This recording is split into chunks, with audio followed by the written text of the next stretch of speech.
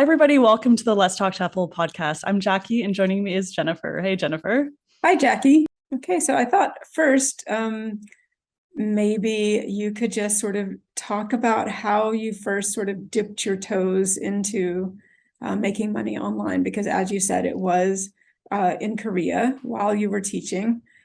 So taking advantage of the relatively low working hours. Yes, so I started out with this blog called My Life Teaching in a Korean University, and it was kind of the first and only blog of that kind from a Korean university teacher.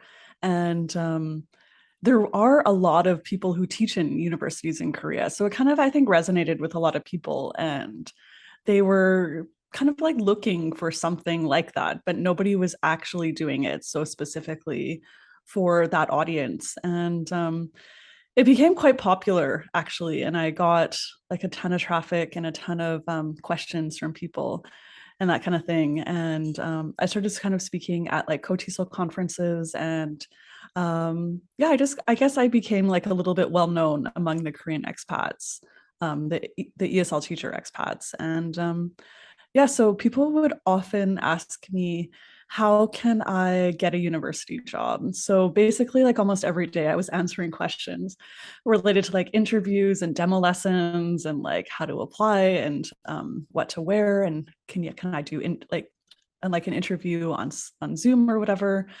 And so I one day I was listening to a podcast. It was Pat Flynn's podcast, Smart Passive Income, and there was someone on there talking about self-publishing books, and I just was like, oh, I could do that. Like I have this knowledge that people want, which was obvious because they just kept asking me questions all the time. So I took kind of all that information that was already on my website and those questions that I'd answered, and I put it into a book, How to Get a University Job in South Korea. And I self-published it. I mean, and the learning curve was a bit steep to do that first book. And I made lots of mistakes and everything. But despite all of that, people actually bought copies of that book and just really said, like, I appreciate it. Thank you so much for your help.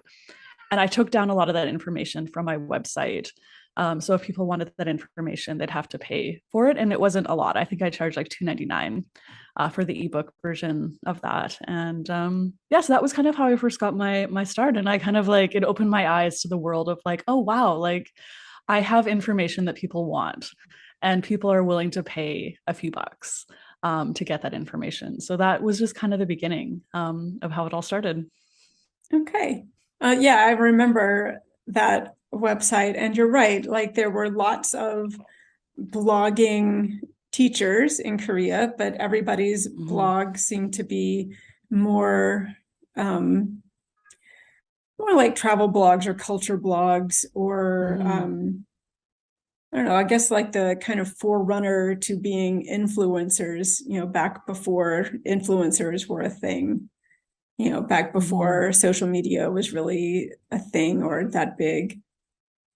So yours definitely stood out as something that was uh, for people looking to go to Korea to get a university job, rather than people who might go to Korea and happen to teach on the side, but they really wanted to be a photographer or whatever, which Mm-hmm. seemed like a lot of other people were more into. Yes, and I actually actively avoided kind of covering like, and then I traveled here on the weekend, and then here's the picture of the temple, like that kind of thing. And I mean, I did all that stuff on the weekends, but I just thought actually there was enough people already doing that they didn't need like another very similar voice to that. So on that website, I talked like logistics about teaching in a university, like the cultural expectations and like lesson plans and yeah, that kind of thing. And I think people really found it helpful. They would look up like syllabus for teaching in a Korean university, and my results would be number one. It would be the only result actually on Google in a lot of cases for that kind of stuff, just because nobody else was talking about it. So yeah, I think people really found that helpful at that time. Yeah, nobody wanted to share. Mm-mm. Some people No, could I'm not be sure why, very but yeah, some people could just be very protective of their lesson plans. Hmm. But I think It's we've talked true. about that before. Like it always kind of sucked when you would share with a colleague and then 6 months later you would have those same students and they had already used all your lesson materials with Mm. those students. Yes. Oh, teacher, I've done this already. Okay. So Great. bad. Yeah, great. Yeah, it happens for sure, or it can happen. Yeah. Yeah. So Mm. that was your first sort of foray into making money online was the Mhm. blog. And so was the blog monetized in any way, or was it just when you put the book on Amazon that you sort of monetized it?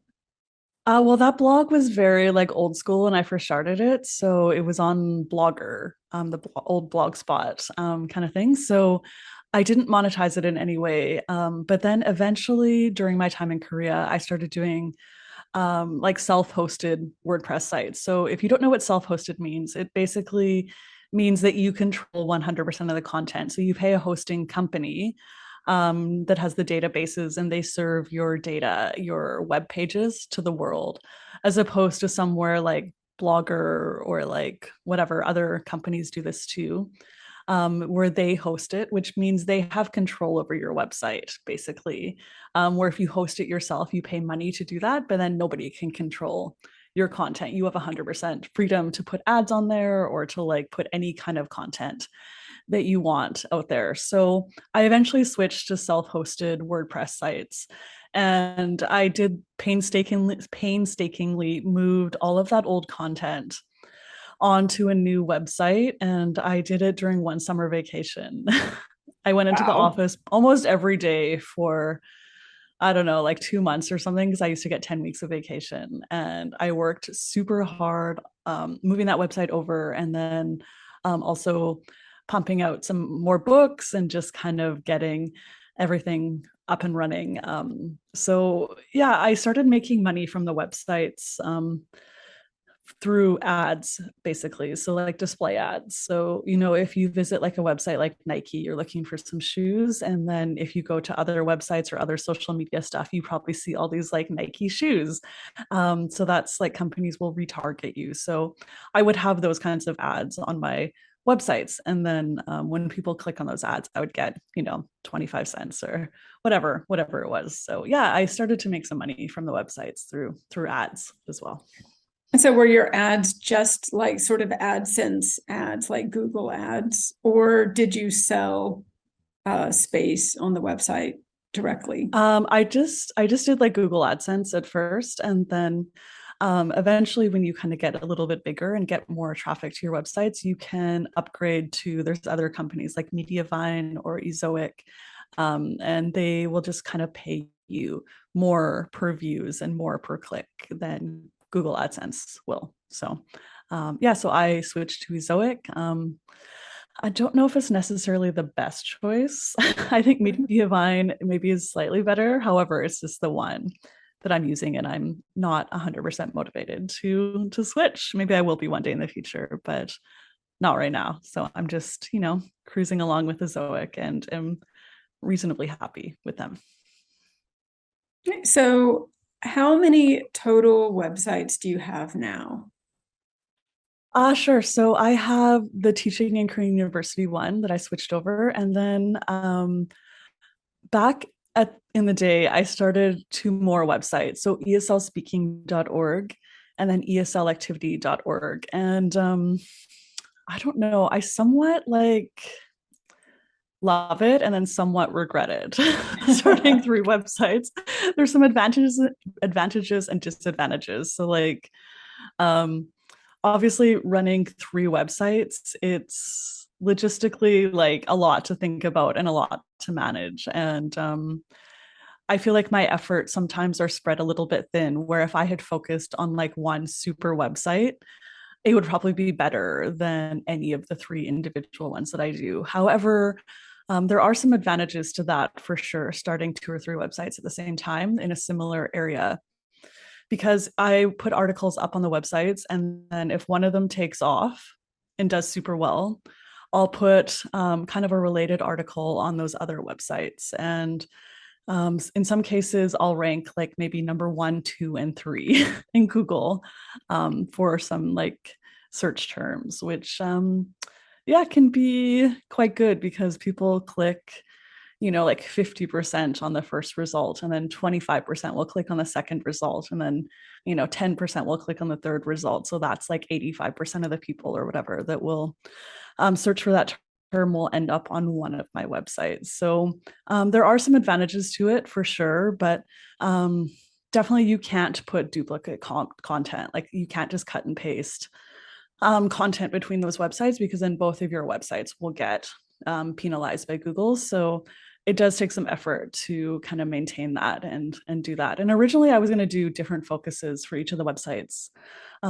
Yeah, but over time, I guess they've ended up becoming a little bit more similar than I originally thought they would be.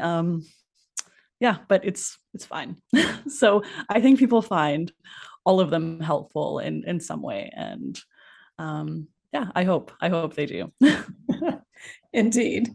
And so all of them you make ad revenue from.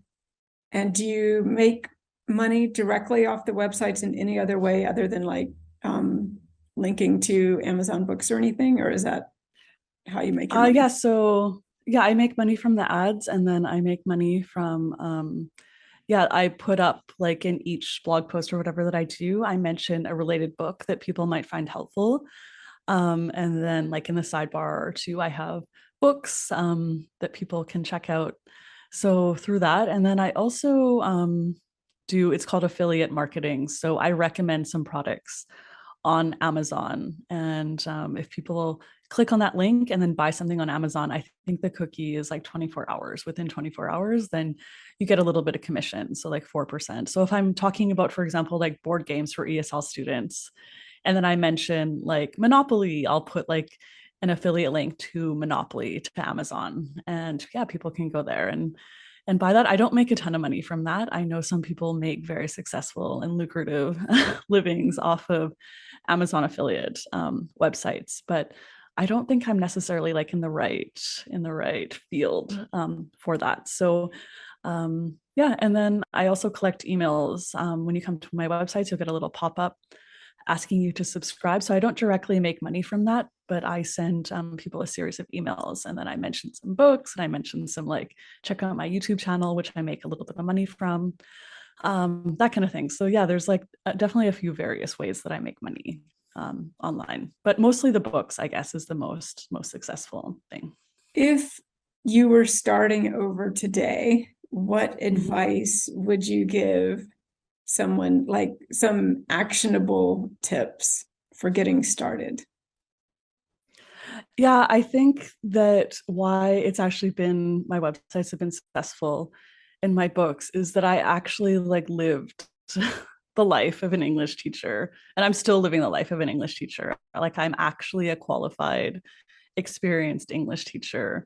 Um, some people start websites, they just kind of see this like need, but it's not necessarily something that they know about or passionate about, and they pay writers to put up articles on that site and that kind of thing. But it's honestly not that easy these days. Google, they have this thing, it's EAT, expertise, authority, and trust. So, for example, if you have like kind of a health related website, you'll do much better if you're actually a doctor or a nurse or some like health practitioner, as opposed to just some like random blogger trying to make a few bucks. So, yeah, so who's ever starting a website, start it in something that you actually are qualified and experienced with, and that will show through in the content of your website, and you'll be more authoritative in the eyes of Google as well, which will just make your website, yeah, do better. And yeah, so that's kind of the secret to success these days, is to actually be qualified to talk about what you're talking about. Okay. And another sort of practical tip, how often would you suggest posting new content? I mean, it doesn't entirely matter in the eyes of Google, as far as I understand. So um, the thing is, you need to update your website with fresh content on a regular basis, I would say. So So like more than every 3 or 4 years, is that what you're saying? yes, yes. If you leave it for 3 or 4 years, Google is like, it's a dead website to them and you're not going to get any traffic. So if updating it regularly means like one good article a month, then that's fine. If it's once a week, that's fine too. Yeah, just kind of keep things fresh. And you can also go back and update your old articles. So I kind of do a mix of the two. I put up a new article like maybe 2 or 3 a month generally on each of the websites. And then I'll go back and update like a few of the older articles each month as well. And just kind of like go back into the articles and see what keywords is ranking for, but maybe I haven't necessarily targeted. So I'll update the article with that in mind. So that's a way to get fresh content in two different ways on your website. But definitely, yes, it should be updated on a regular basis if you are serious about making money off of it. How, like in terms of like AdSense and that practically, can you start an Mm. AdSense account like the day that you start your website, or do you need to have a certain amount of traffic first? No, most of those programs you generally need a certain amount of traffic, and the Amazon affiliate program, I don't. You have to look for like the exact details, but you have to like after you sign up, you need to make a sale within 30 days or 60 days or something like that, or you'll get your account basically like shut down. So definitely just start a website and don't monetize it for the first whatever few months and just kind of focus on getting some traffic and getting some traction and then monetize it at that point in time. Yeah, you can't really apply to these like monetization programs too early, especially Amazon affiliate. That's like one very common thing. People sign up for that program and then don't make a sale, and then they get their account shut down, and it's hard to get that reinstated, actually. So that's definitely a word of caution. Make sure Yeah, that that's you'll be good to able to know. get that sale. Yeah. Yeah. Yeah, and I will put out there, you can't use your own affiliate account to buy stuff, so don't do that. No, no. And don't like, yeah. And then for the ads as well, like don't tell your family members to like click endlessly on all the ads on your websites because it's like, Google is smart. They like track stuff like that. They're like, why is there like 100 clicks within 3 days from this one IP address? And it's like they know that kind of thing. So yeah, don't try to like game the system. It's not even worth it in the long run if you're serious about it. I mean, you might make like a quick $20, but yeah, it's not worth it. So just do everything above board is my advice. You can't really trick Google or Amazon. These big companies, they have very sophisticated ways to track things. So yeah, just offer value to the people that come to your websites and you'll do well, I think. Getting the word out there, Mhm. spreading the word about who you are and what you do. So, could you give a couple of tips about that, please? Yeah, sure. So I think that if you're serious about success online, generally the people that do the best are the people that are like the faces behind their business. Some people start websites and kind of have all these personas, which is like kind of these fake people that they make up and write articles in their names and kind of have like these, I don't know, but it's like very obvious if you go to a website. Like, wow, they have like all these fake authors for their website, but it's actually one person behind it all. So you'll do the best if you're the face of your business and there's actually a real person behind it. So I think that's key. And if you are very, very shy and nervous about like going on podcasts or being on YouTube, um, self-publishing is possible to do because you don't necessarily need to be like out in public. If you self-published books, you can kind of just post them up on Amazon and hope for the best. However, yeah, the people that do the best are out there promoting things in person and are the face of their business. That's good to know. And also about, how about self-promotion on social media, for example? That's something I absolutely hate to do, as you know well. Yeah, I mean, I I think I struggled with it a little bit when I lived in Korea. I think in Korea, I don't know what it is about that place, but it kind of attracts. Oh, sorry, that's my cat Lucy, who wants to be on the podcast as well. Yeah. Korea kind of attracts Lucy, you're so loud. It kind of attracts the people that are yeah, just like a little bit bitter and a little bit negative about anyone who's trying to do something that's not teach English. So anyone who starts like an expat bar or like is learning Korean and wants to work at a Korean company, or like anyone who's doing something online, something interesting. The other expats, I just feel like would kind of like try to tear them down online and just be like quite mean. Actually, I experienced it, but then I also saw that happen to other expats who I thought were actually doing quite like interesting, kind of cool things. So when I lived in Korea, it was yeah, it was tough and it required like quite a thick skin. But once I left Korea, I just felt way more free just to be myself, because it was like I wasn't going to run into these people when I was out at the bar or Yeah, at a I think party, or just like, oh, go ahead. I think that that was something that I always sort of hated in Korea, like whenever, because I always had podcasts and whatever, and but then I would like sort of like it's such a small world there that I would hate to like think about running into people that had listened to the podcast and thought I'd said something contentious or whatever. Like, Mm-hmm. um, I'm not somebody who likes to start a fight or get into a big debate with people. I have my opinions, but I don't want to like have a big throwdown with somebody over them. And so, Yeah, like, I was always, yeah, I always sort of hated meeting people unless they came up and they were like, "Oh my God, I love your podcast." Well, then that was that great. was me. I think I was like a super fan of your Soul podcast back in the day. I like loved it. So yeah. Thank you. Yes, you're But I welcome. always felt like, there's gonna be people who I rubbed the wrong way and I didn't want to know about it. Like I didn't want to meet them in person and like have to justify myself, which I know is like sort of it's pretty lame. Like if you put yourself out there, you have to be able to like back it up. But I feel like Yeah. I don't really say stuff that's meant to be provocative. So Mm, if I accidentally make someone really angry, then I just kind of want to apologize and back away. Like I don't want to fight yeah. them. But in Korea, I Yeah. felt like there were lots of people who lived Mm. for the fight.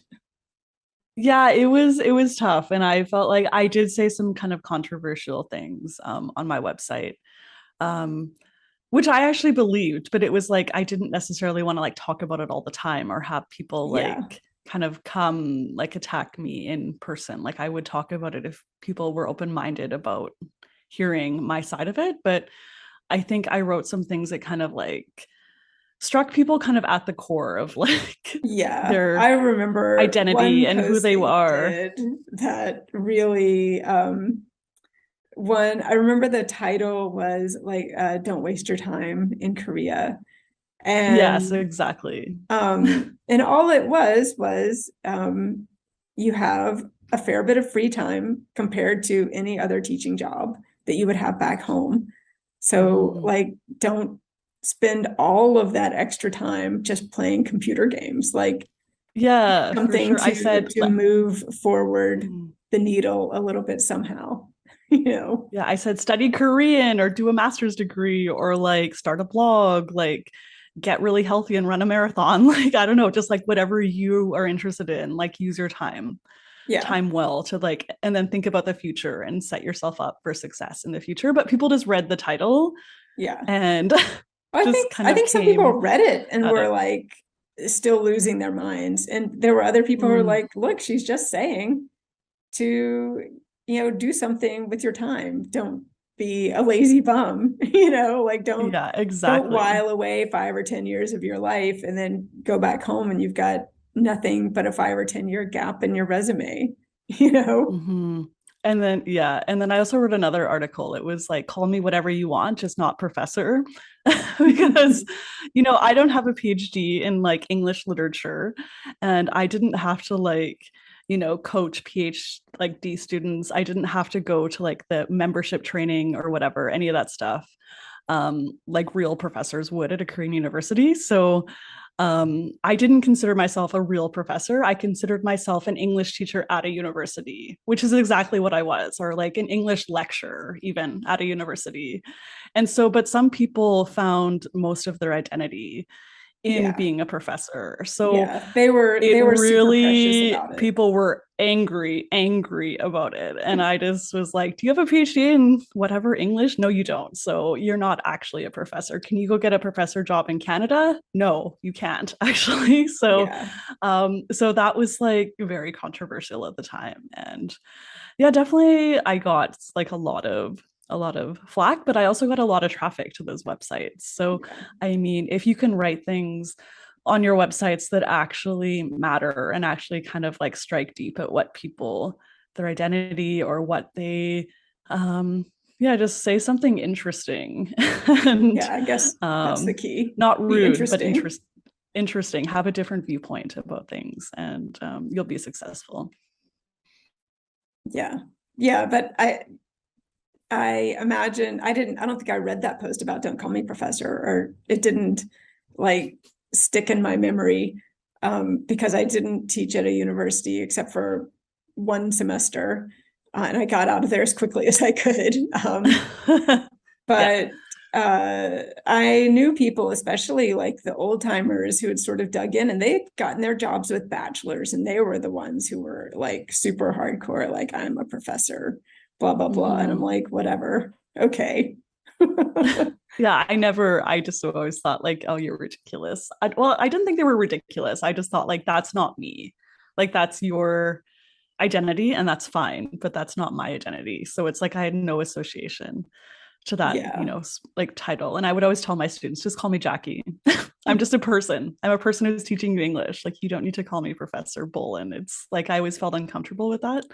And I just was more, I would do tests and do all the things I needed to do, but I was more informal. So where some people just found their whole like kind of meaning in life as that, and which was okay for them, but it just, yeah, they weren't happy to like Yeah. hear another viewpoint on that kind of thing. So okay, so we're running out of time. Jennifer, do you have any like final thoughts or questions or anything? I think if you had one piece of advice, like something that somebody could do tomorrow to start in some way an online stream of income, what would your advice be?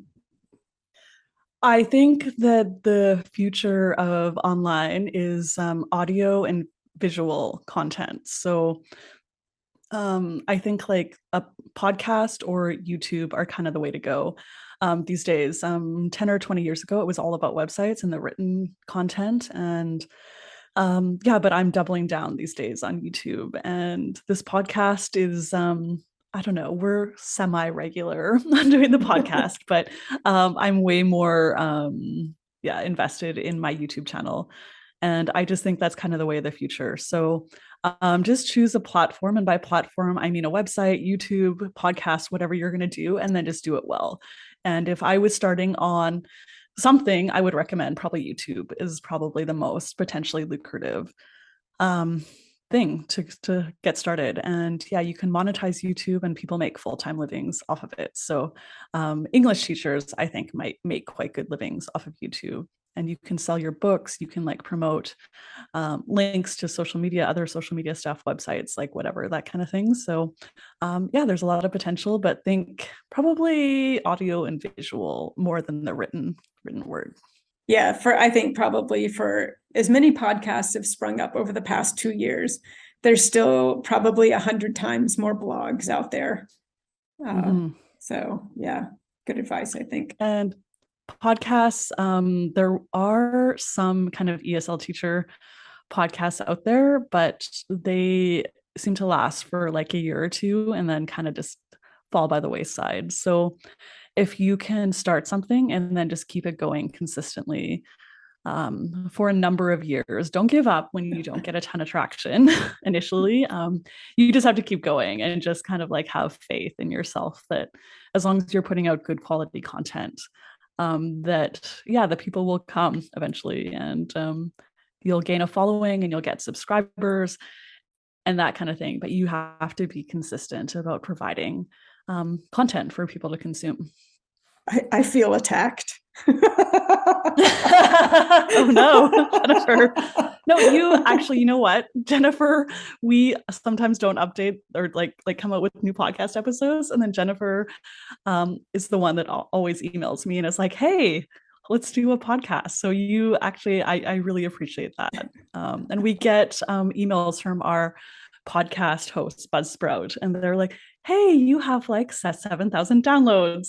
And it's kind of like, I just look at that email and I'm like, oh, I should do another podcast episode. I should contact Jennifer. And then I delete it. But Jennifer will actually like email me after we get those emails and say like, hey, are we going to do another one? So don't be too hard on yourself, You bring out the best Jennifer. in me in terms Yes. of getting something out there.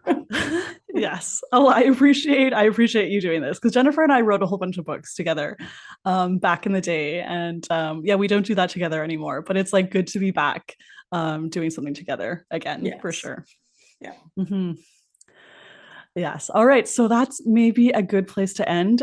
If people want to find me online, they can go to eslactivity.org/podcast. And then you can find all the episodes, all the information, as well as all the links to the socials. And Jennifer, you're doing a new blog post. So where can people check that out? Yes, teachtravellearn.com. As long as this doesn't come out too quickly. It should be, well, you have like 2 weeks or something like that. So I believe in you. You can do it. Okay. Regular updates, all about that. Okay, until next time. Bye, everybody. All right, bye.